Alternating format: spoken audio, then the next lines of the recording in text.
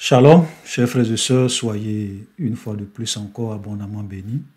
Donc, nous sommes encore aujourd'hui dans le chapitre 8, voilà, qui fait suite au chapitre 7 que nous avons vu la dernière fois où nous avons expliqué et nous avons détaillé la première vision prophétique de Daniel. Et donc, aujourd'hui, nous sommes dans la deuxième vision prophétique de Daniel où nous allons parler de la vision du bélier et du bouc. Donc, je vous prie de m'écouter attentivement parce qu'il y a un certain nombre de choses, un certain nombre de vérités que nous allons essayer d'expliquer. Et comme j'ai l'habitude de le dire, Jésus a dit, vous connaîtrez la vérité et la vérité vous affranchira. La vérité rend libre. Amen. Donc, Daniel, chapitre 8, à partir du verset 1. La troisième année du règne du roi Belshazzar, moi, Daniel, j'eus une vision, outre celle que j'avais eue précédemment. Voilà, donc, comme nous pouvons le constater dans ce premier verset, nous sommes toujours dans l'empire de Babylone au moment où Daniel reçoit cette vision. Et ici, c'était à la troisième année du règne de Belshazzar. La première vision que nous avons vue au chapitre 7, Daniel l'a eue à la première année de Belshazzar. Donc, au moment où Daniel reçoit cette vision, nous sommes toujours dans l'empire Babylone. On n'était pas encore dans l'empire Médo-Perse, à plus forte raison pour parler de l'empire grec. Et ça, c'est vraiment quelque chose de vraiment intéressant avec les vrais prophètes de la Bible, c'est que lorsque Dieu leur donnait souvent des prophéties, lorsque Dieu leur donnait des visions, il n'y avait rien qui se dessinait à l'horizon. Ok? Il n'y avait rien. C'est-à-dire que ce n'étaient pas des visions qui étaient suscitées par les nouvelles. Ce n'étaient pas des visions qui étaient suscitées par des prévisions, ok, naturelles, non.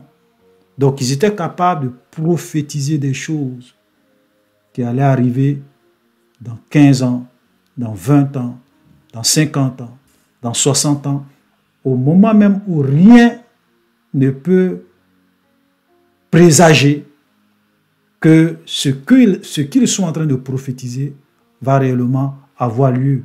Voilà. Ça, ce sont les vrais prophètes de Dieu. Ce n'est pas nos soi-disant prophètes aujourd'hui qui prophétisent. Lorsque les chaînes d'information commencent à donner un certain nombre de nouvelles, lorsqu'il y a des nouvelles un peu partout à la télévision, dans les journaux, c'est là que eux maintenant ils viennent pour dire « Ah, Dieu m'a montré, Dieu m'a dit, Dieu m'a fait, Dieu m'a... » Ça c'est vraiment, frère, je vous en prie, ça c'est quelque chose que vous allez remarquer avec les vrais prophètes de Dieu. Ils sont capables de vous prophétiser, de vous donner des visions qui vont arriver dans 100 ans, dans 10 ans, dans 20 ans, dans 30 ans, où rien ne se dessine à l'horizon. Voilà. Même lorsqu'il y a eu cette crise du Covid, vous voyez des prophètes, ils n'ont même pas vu la Covid venir. Ils n'ont pas vu la Covid venir. Mais c'est eux qui s'empressaient à venir dire que non, Dieu m'a dit que le coronavirus va s'arrêter dans 5 mois. Ça va finir dans tel nombre de mois, à telle époque. Mais vous n'avez pas vu le coronavirus venir. Vous n'avez pas prophétisé cela 10 ans avant, 5 ans avant, 2 ans avant, même 1 an avant. Vous n'avez pas prophétisé ça.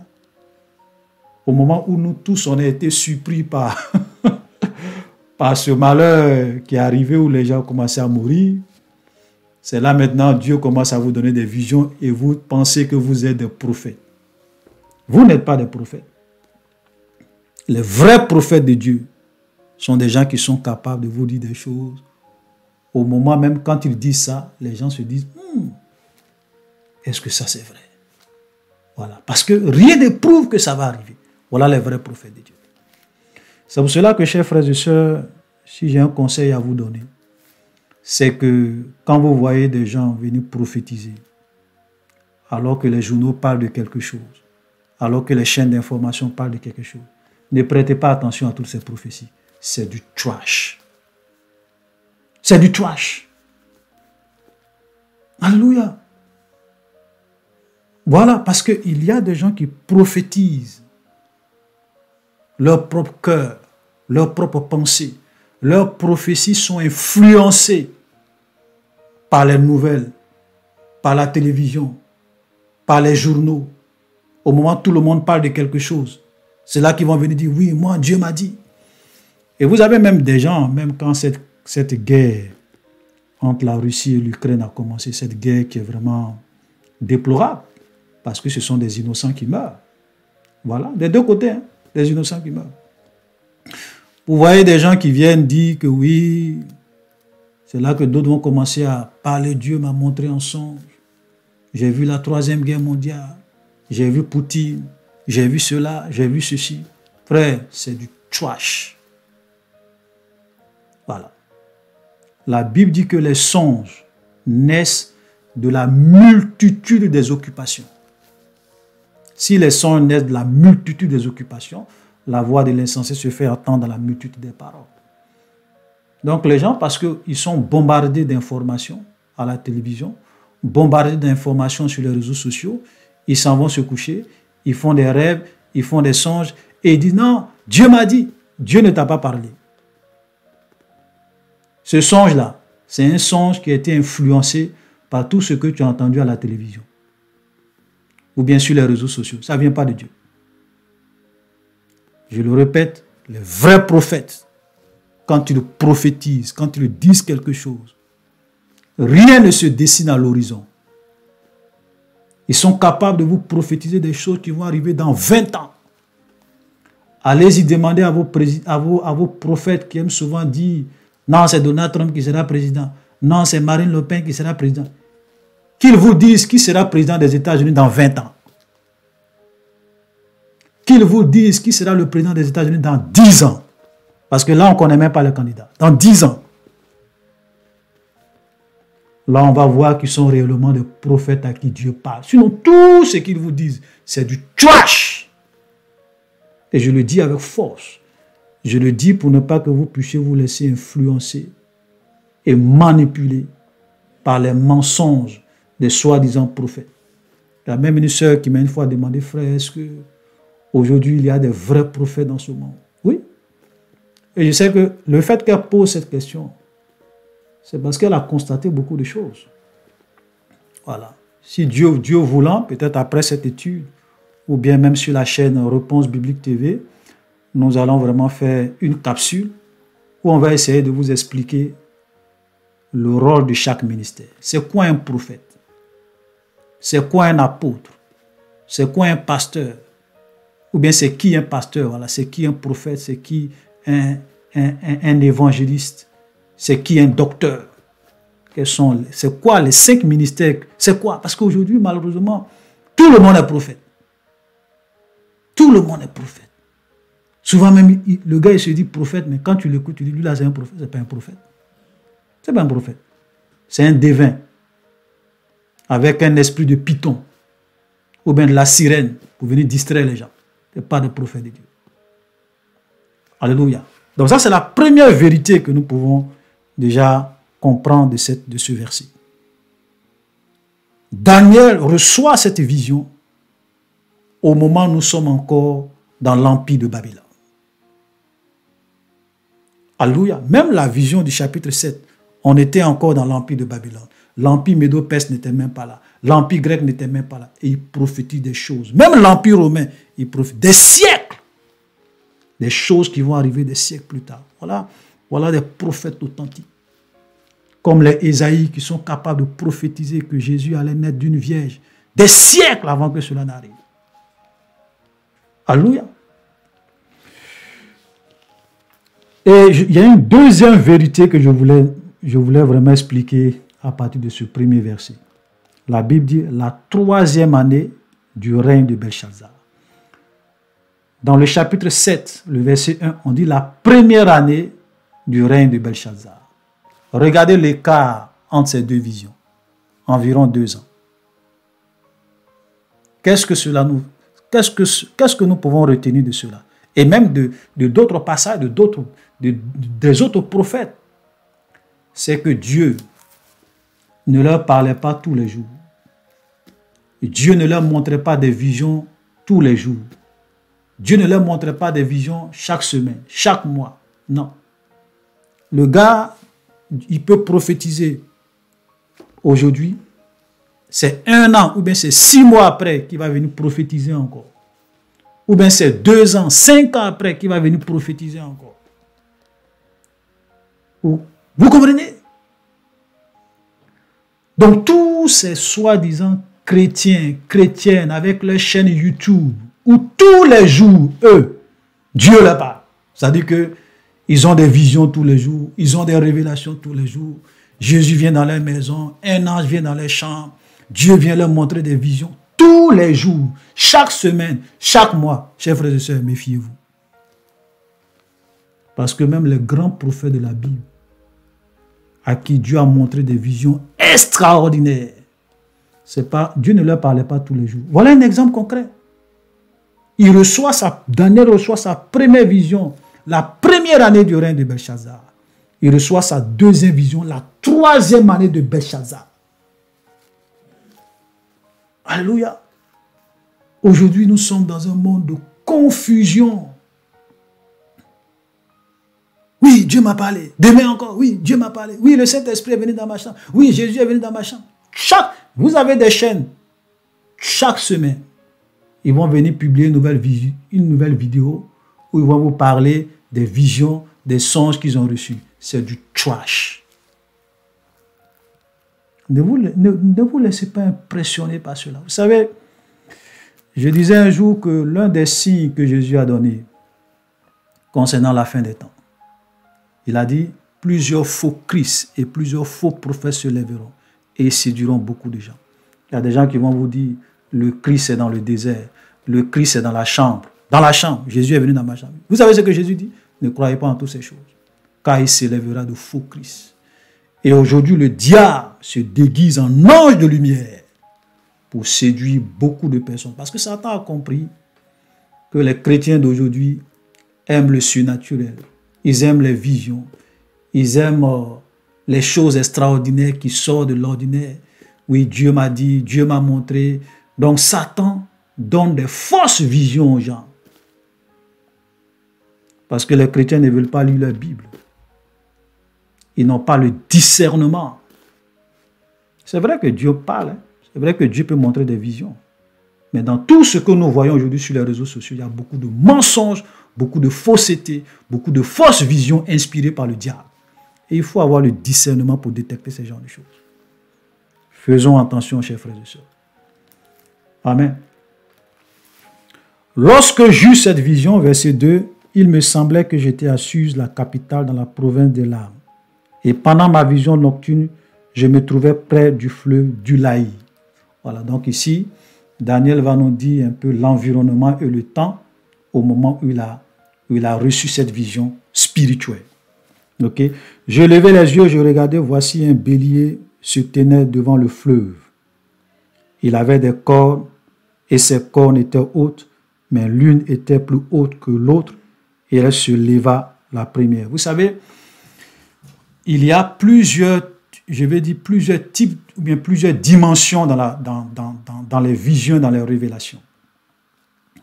Il y a des gens qui peuvent avoir des visions et les choses peuvent se passer comme si ils voyaient ce qui se passait comme si c'était dans un écran. Okay? Donc c'est comme si c'est un écran qui s'ouvre ou bien les yeux spirituels s'ouvrent et ils voient des choses. Ok? Et Dieu leur révèle des choses. Mais il y a des visions un peu comme s'ils étaient eux-mêmes dans le film. C'est-à-dire que c'est comme si toi-même tu te retrouves dans l'environnement de la vision et tu te retrouves dans la vision. Cette fois-ci, ce n'est pas comme sur un écran. Donc là, Daniel dit, je levais les yeux, je regardais et voici un bélier se tenait devant le fleuve. Amen. Il avait des cornes et ses cornes étaient hautes, mais l'une était plus haute que l'autre et elle s'éleva la dernière. Je vis le bélier qui frappait de ses cornes à l'Occident, au septentrion, au midi. Aucun animal ne pouvait lui résister il n'y avait personne pour délivrer ses victimes. Il faisait ce qu'il voulait et il devint puissant. Et lorsque nous allons, l'ange va nous donner l'explication tout à l'heure, voilà, dans la suite, c'est que ce bélier n'est rien d'autre que l'empire médo-perse. Donc, c'est à peu près, si vous voulez, c'est à peu près un zoom. C'est un peu comme si Dieu va zoomer. Parce que dans la vidéo précédente sur le chapitre 7, Daniel a vu 4 bêtes.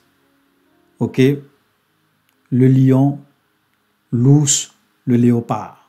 Donc, l'empire de Babylone, l'empire médo-perse, l'empire grec. Et la 4e bête qui était différente de tous les autres bêtes, c'était l'empire romain. Mais ici, c'est un peu comme si cette fois-ci, Dieu va faire un zoom. Dieu va faire un focus sur 2 de ces grandes puissances, de ces grands empires. C'est-à-dire que l'empire médo-perse et l'empire grec. Donc ce bouc, ou bien pardon, ce bélier n'est rien d'autre que l'empire médo-perse. Qu'est-ce qu'il a dit?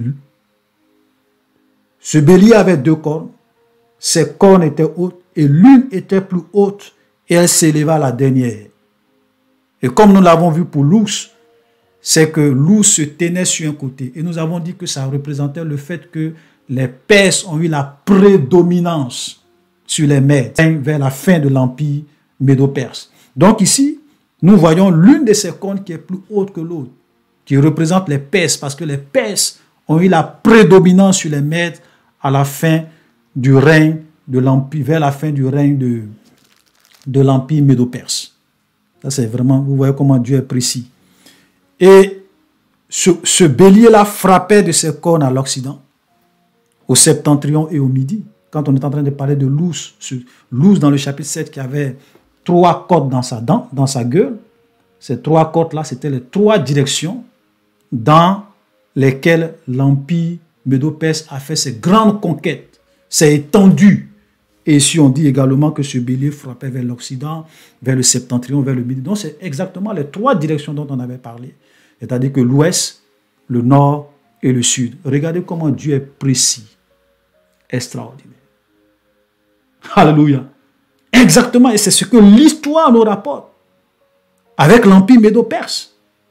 Donc, ce bélier qui frappait à l'Occident, au septentrion, au midi, les 3 directions. Alléluia. Aucun animal ne pouvait lui résister. Il n'y avait personne pour délivrer ses victimes. Il faisait ce qu'il voulait. Il devint puissant. Donc l'empire médo-perse s'est réellement imposé. Ils ont conquis la Lydie. Ils ont conquis Babylone. Ils ont conquis l'Égypte. Et ils sont devenus la première puissance mondiale à leur époque. Le premier empire après l'empire de Babylone. L'empire médo-perse. Alléluia. Verset 6, je regardais attentivement, voici un bouc venant de l'Occident et parcourait toute la terre à sa surface sans la toucher. Ce bouc avait une grande corne entre les yeux. Il arriva jusqu'au bélier qui avait des cornes et que j'avais vu se tenant devant le fleuve. Il courut sur lui dans toute sa fureur. Je le vis qui s'approchait du bélier. Il s'irrita contre lui, le frappe. Il frappa le bélier, lui brisa les 2 cornes, sans que le bélier eût la force de lui résister. Il le jeta par terre, le foula, et il n'eut personne pour délivrer le bélier. Donc ça, il n'y a pas de mystère, c'est l'empire grec. Et l'empire grec, nous avons vu, l'empire grec réellement a conquis le monde avec ses conquêtes rapides à une vitesse extraordinaire, ok, avec Alexandre le Grand. Et donc, on voit ce bouc qui vient de l'Occident, qui parcourt la terre, mais qui ne touche pas. Il ne touche pas la terre. Pour vous montrer combien de fois il est rapide dans son déploiement, ok, dans sa conquête avec Alexandre le Grand. Donc, cette première corne que ce bouc avait entre les yeux représente le premier roi, ou bien le premier grand empereur de l'Empire grec qui était qui? Alexandre le Grand. L'ange va nous expliquer tout ça tout à l'heure. Verset 8, le bouc devint puissant, mais lorsqu'il fut puissant, sa grande corne se brisa et 4 cornes s'éleva pour la remplacer aux 4 vents des cieux. Donc, tout ce que je vais... En fait, on est en train de faire une révision de ce que nous avons dit dans le chapitre 7 concernant l'Empire grec et l'Empire médo-perse. Donc ici, on dit lorsque le bouc devient puissant, sa grande corne se brisa. Donc Alexandre le Grand est mort lorsqu'il était jeune. Les gens vont vous dire 30, d'autres vont vous dire 32 ans, d'autres vont vous dire 33 ans.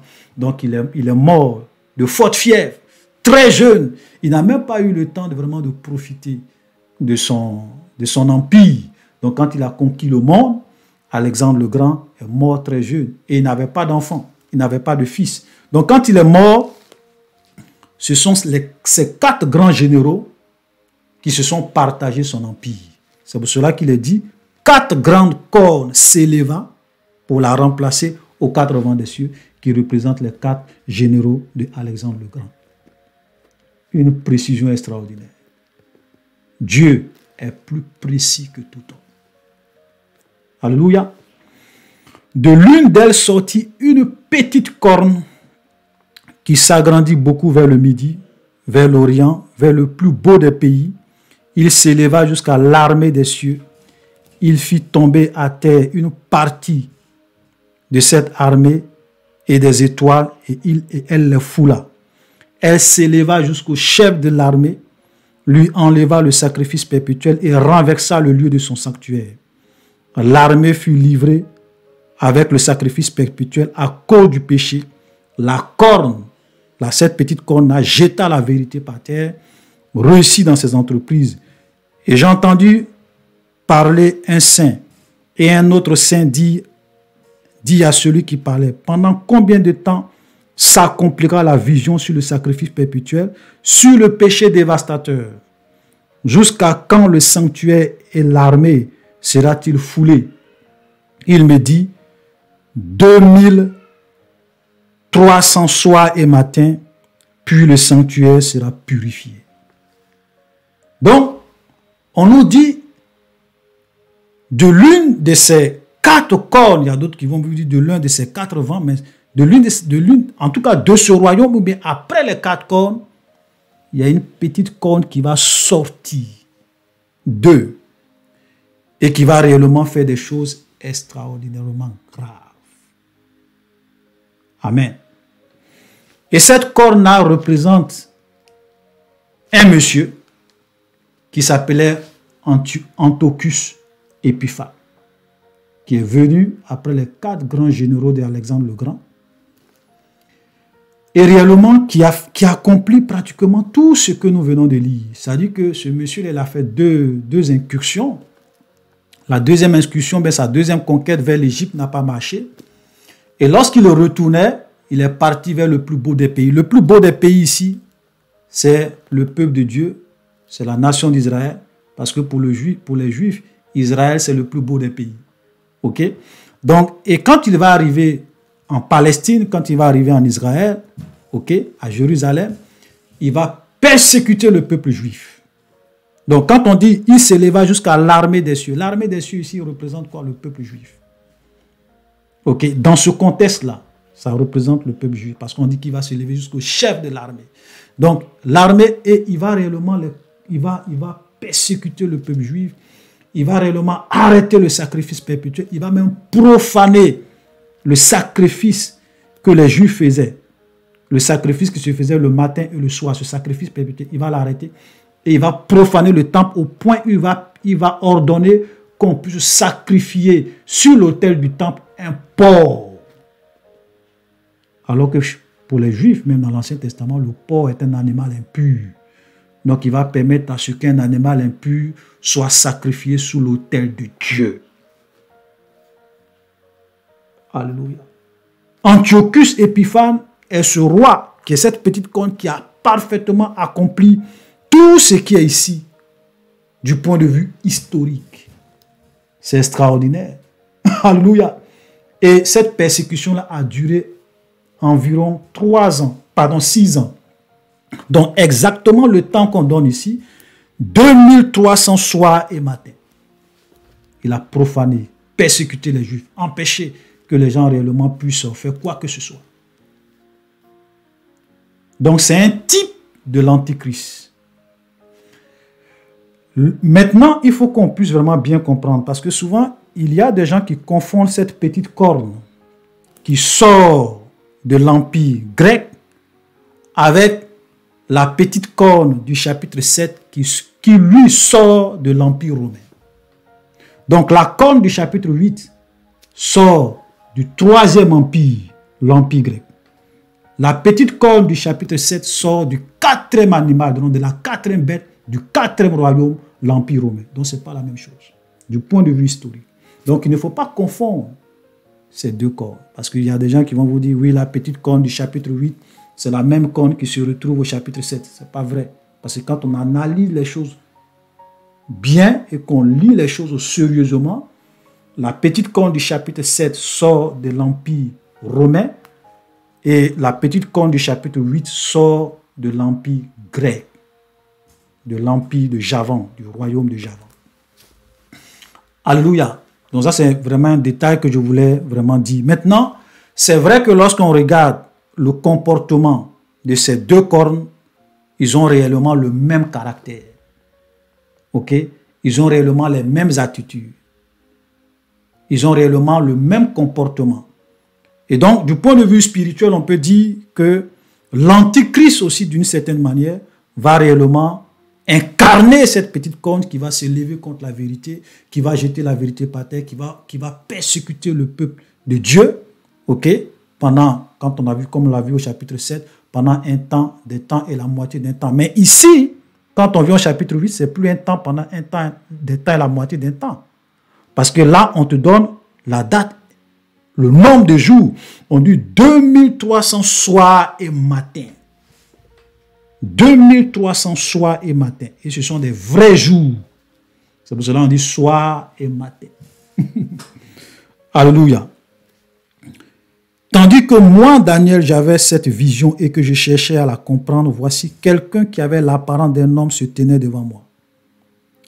Et j'ai entendu la voix d'un homme du milieu de Ula. Il cria et dit, Gabriel, explique-lui la vision. Donc, on va expliquer cette vision à Daniel. Amen. Et ça, c'est quelque chose qui est vraiment très intéressant avec le livre de Daniel, c'est que même quand Daniel reçoit ces visions, on lui donne l'explication de la vision. Amen. Alors il vint près du lieu où j'étais, et à son approche, je fus effrayé, je tombais sur ma face. Il me dit, sois attentif, fils de l'homme, car la vision concerne un temps qui sera quoi? La fin. Amen.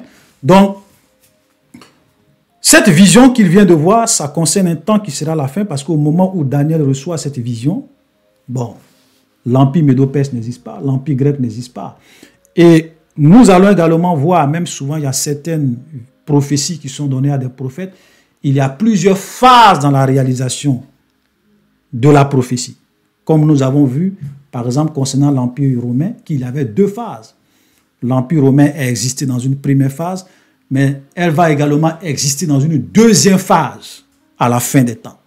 Okay? De cette même manière, c'est vrai que Antiochus Épiphane a accompli la vision concernant cette petite corne de façon historique, mais à la fin des temps également, l'Antichrist va aussi accomplir cette vision en persécutant le peuple de Dieu, en jetant la vérité par terre. Et aujourd'hui, nous sommes en train de voir une préparation de notre monde à cela. Aujourd'hui, les hommes ou bien les dirigeants de ce monde sont dans une tendance de jeter la vérité par terre. Ce qui était bien devient mal, ce qui était mal devient bien. Au point où aujourd'hui, même quand tu prêches sur certaines choses, quand tu dis certaines choses, on peut même te condamner, on peut même te considérer comme quelqu'un de dépassé. Tu peux même avoir des problèmes parce qu'il y a des choses que toi tu dis, c'est un péché. Et le monde considère que ce n'est pas un péché. Et ça, je vais vous dire, lorsque nous allons approcher du règne de l'Antichrist, ça va devenir de plus en plus encore difficile de demeurer ferme et de craindre Dieu dans ce monde. Alléluia. C'est pour cela qu'aujourd'hui, vous-même, comme vous pouvez le constater aujourd'hui, même dans les églises, la vérité a disparu. Amen. Il y a des messages que vous n'allez plus entendre, des messages sur le péché, des messages sur certaines choses que vous n'entendez plus dans les églises. Oui, la vérité est en train d'être jetée par terre. Et quand l'Antichrist va venir, ça sera encore à un autre niveau qui va même dépasser l'entendement. Frères et sœurs, c'est pour cela que nous devons craindre Dieu et nous préparer pour le retour de notre Seigneur. Alléluia. Donc, il dit, il vint près de moi du lieu où j'étais. Donc, on va dire à Gabriel d'expliquer à Daniel cette vision. Donc, Gabriel va venir près de lui. Et à son approche, je fus effrayé, je tombais sur ma face. Il me dit, sois attentif, fils de l'homme, car la vision concerne un temps qui sera la fin. Et comme il me parlait, je restais frappé d'étourdissement, la face contre terre, il me toucha et me fit tenir debout à la place où je me trouvais. Alléluia. Regardez l'attitude de Gabriel, de l'ange Gabriel. Quand il arrive, Daniel est vraiment subjugué par cette vision. Il est vraiment affaibli par cette vision. Parce que vous voyez, il y a des réalités spirituelles. Quand Dieu te les montre, c'est comme ton énergie. tu es vraiment troublé, perturbé, tu es fatigué. Vous savez, parce que le corps mortel que nous avons, souvent quand Dieu nous montre des choses spirituelles, c'est difficile de tenir. Amen. Dieu a dit à Moïse, nul ne peut voir ma face et vivre. Et si tu vois la face de Dieu, tu vas mourir. Tous tes nerfs vont exploser. Devant cette gloire de voir la face de Dieu, tu vas mourir. Ton corps charnel, tu ne peux pas supporter de voir Dieu vivre. Tu ne peux même pas vivre si tu vois Dieu. C'est impossible. Alléluia. Mais regardez l'attitude de l'ange. Daniel était frappé, il était étourdi, la face contre terre, et il dit, l'ange va le toucher et va le faire tenir debout à la place où il se trouvait. Aujourd'hui, qu'est-ce qui se passe? C'est le contraire que les pasteurs font. Au lieu de permettre aux gens d'être debout, ils les font tomber. Et ils appellent ça la puissance de Dieu.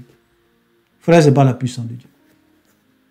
Vous savez, même quand Jésus était sur cette terre, Jésus, quand il voit quelqu'un qui est courbé, il le redresse. Quand il voit quelqu'un qui est boiteux, il le guérit, la personne se lève. Quelqu'un qui est malade, il ne peut même pas tenir sur ses pieds, Jésus te guérit, tu es debout.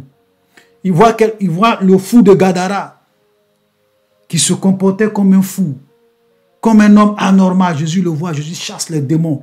Et la Bible dit qu'il revient à son bon sens. Dieu est venu pour donner à l'homme sa dignité. C'est le diable qui prend plaisir à voir les gens tomber par terre, humiliés, rabaissés. Ça, c'est le diable. Mais Jésus, les anges, ils respectent la dignité de l'homme. Ils sont venus, Jésus est venu pour que nous soyons debout, pas pour que nous soyons à terre.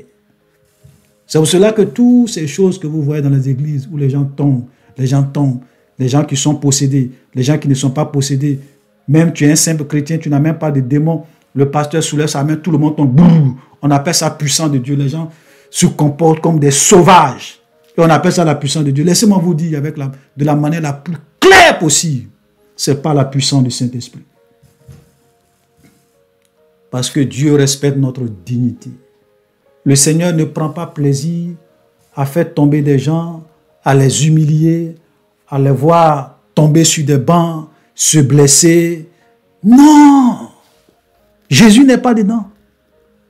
Vous voyez, quand Jésus était sur cette terre, partout où Jésus passait, les gens, lorsqu'ils voyaient Jésus qui tombait, les gens qui, lorsqu'ils voyaient Jésus, poussaient des grands cris, c'était les démons. C'est-à-dire que des gens qui étaient possédés par des démons.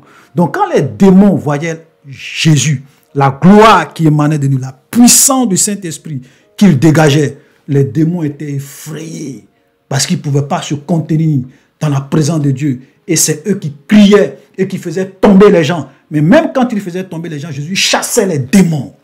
Et la personne revenait à son bon sens. Les disciples qui étaient avec Jésus, ce n'étaient pas des gens, Jésus faisait tomber. Il les touche, et puis il tombe. Il touche Pierre, Pierre tombe. Il touche Jean, Jean tombe. Ça, c'est pas Jésus. Oh, bon, souvent, tu te demandes comment les chrétiens peuvent accepter des hérésies, des manipulations, des faussetés, comme ça, dans des églises. Il lève sa main, tout le monde tombe. Ceux qui sont possédés, ceux qui ne sont pas possédés, tout le monde tombe. Ce n'est pas Dieu, frère. C'est de la magie. C'est la puissance du diable. Parce qu'il y a des démons, ok? Voilà, des pouvoirs mystiques, occultes, de la Kabbale, où tu peux toucher quelqu'un et puis il tombe. Ça, ce n'est pas le Saint-Esprit. Amen. Donc, frère, je vous en prie, faisons beaucoup attention parce que la séduction, le feu étranger est rentré dans l'église. Est rentré dans l'église. Dans beaucoup d'églises. Vous avez même des pasteurs qui s'amusent à faire tomber les gens. Ou bien même pendant que les démons sont en train de se manifester. Ils sont là, ils filment. Ils prennent leur caméra, ils filment. Et puis quand ils finissent de filmer, pendant que l'esprit est en train de traîner la personne par terre, le démon est en train de crier au travers de la personne, ils filment tout ça, et puis après, ça monte bien ça sur leur page, pour montrer qu'ils ont un puissant ministère, que Dieu agit dans leur ministère, pour se faire de la publicité, pour te donner un nom. Tout ça, c'est du trash. Amen. C'est le diable qui prend plaisir à voir les hommes, les enfants de Dieu être humiliés, traînés par terre, des démons qui crient au travers d'eux. Ce n'est pas de Dieu. Jésus n'a jamais fait ça. Vous savez, Dieu respecte la dignité de l'homme. Un vrai pasteur, même quand il fait la délivrance de quelqu'un et puis il y a un démon qui se manifeste, il ne va jamais permettre à ce qu'on puisse filmer cette personne en train de traîner, crier, ou l'esprit en train de parler au travers de lui pour filmer ça, pour venir publier ça sur Internet. Jamais. Jamais. Pour se faire de la publicité. Et souvent, la motivation derrière, c'est quoi? C'est qu'il veut se donner un nom. Il veut que les gens comprennent que Dieu se manifeste, qu'ils sont puissants, que le Saint-Esprit agit au travers d'eux. Du trash! L'ange a touché Daniel pour que Daniel soit debout, pas pour que Daniel soit par terre. Pas pour que Daniel soit par terre. Jésus est venu, frère, pour que tu sois debout. Jésus est venu, ma soeur, pour que tu sois debout. Que tu sois à l'image de Dieu, un être créé, respectable, à l'image de Dieu. Digne. Dieu respecte la dignité de l'homme. Dieu respecte notre dignité. Il n'est pas là pour te faire tomber. Il n'est pas là pour t'humilier. Est-ce que Dieu a besoin de faire tomber quelqu'un pour montrer qu'il est puissant? Dieu a besoin de faire ça. C'est lui qui a tout créé. Il va te faire tomber pour montrer qu'il est puissant. Pourquoi? C'est du trash. Fuyez ces églises. C'est du spectacle. Est-ce que je peux prophétiser? Prophétise. Canaille, prophétie. Prophétie. Man of God. Oui, la femme qui est là. J'entends un nom. Alexandre. Alexandre. Tout ça, c'est... En fait, c'est du one-man show. C'est du spectacle. C'est du spectacle. Les églises, aujourd'hui, sont devenues comme des salles de spectacle. Vous avez un homme qui vient juste pour faire du spectacle, pour faire tomber les gens, pour montrer qu'il est puissant. Ce n'est pas des hommes de Dieu. Alléluia. Verset 19, puis il me dit, je vais t'apprendre ce qui arrivera au terme de la colère, car il y a un temps marqué pour la fin. Amen. Chers frères et sœurs, laissez-moi vous dire qu'il y a un temps marqué pour la fin. Il y a un temps marqué pour la fin de toutes choses. Il y a un temps marqué pour la fin de la souffrance. Il y a un temps marqué pour la fin du péché. Il y a un temps marqué pour la fin de ce monde. Et quand tout va finir et que les gens seront un jour devant le trône blanc, le jugement du trône blanc, ils vont se rendre compte que vanité des vanités, tout est vanité. Et que la seule personne qui méritait qu'on puisse le craindre et le servir, c'était Dieu. Alléluia. Le bélier que tu as vu et qui avait des cornes, ce sont les rois des Mèdes et des Perses. Donc c'est ce que je disais là. Donc le bélier représente les rois des Mèdes et des Perses. En un mot, le bélier représente l'empire médo-perse. Le bouc, c'est le roi de Javan. la corne entre ses yeux, c'est le premier roi, donc le premier roi de l'Empire grec qui a dominé vraiment ce monde, Alexandre le Grand. Les 4 cornes qui se sont élevées pour remplacer cette corne, ce sont 4 royaumes qui s'élèveront de cette nation, mais qui n'auront pas autant de force. Donc quand Alexandre le Grand est mort, son royaume a été divisé entre ces 4 généraux en 4 royaumes. Mais un royaume divisé en 4 royaumes ne peut pas avoir la même puissance et la même force que s'ils étaient unis. Voilà, c'est pour cela que vous allez voir une église où les gens sont unis, c'est une église où l'Esprit de Dieu se manifeste. Quand vous allez dans une église et que vous voyez des dirigeants qui sont divisés, l'autre à son camp, l'autre à son camp, quittez ces gens d'église. L'Esprit de Dieu n'est pas là. Dieu ne règne pas et n'agit pas dans la division. Des églises où les pasteurs ne s'attendent pas, ils sont tous en train de faire palabre. Vous avez des églises même où les pasteurs font palabre, même sur micro. Il y a une partie des fidèles qui avait l'autre. Il y a une autre partie des fidèles qui avait l'autre. Frère, laissez-moi vous dire, si vous êtes dans une telle église, quittez cette église. Dieu n'agit pas dans la division. Non. Il a dit, là où 2 ou 3 s'assemblent pour prier, en mon nom, je suis au milieu d'eux.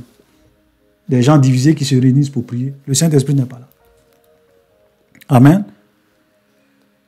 À la fin de leur domination, lorsque les péchés seront consommés, il s'élèvera un roi impudent et artificieux. Sa puissance s'accroîtra, non pas de sa propre force, il fera d'incroyables ravages, il réussira dans ses entreprises, il dominera les puissants et le peuple des saints. Vous voyez, tout à l'heure, je disais que l'armée des cieux, ici, représente le peuple des saints, donc le peuple de Dieu. Dans l'Ancien Testament, quand on parle du peuple saint, c'était le peuple d'Israël. Ok?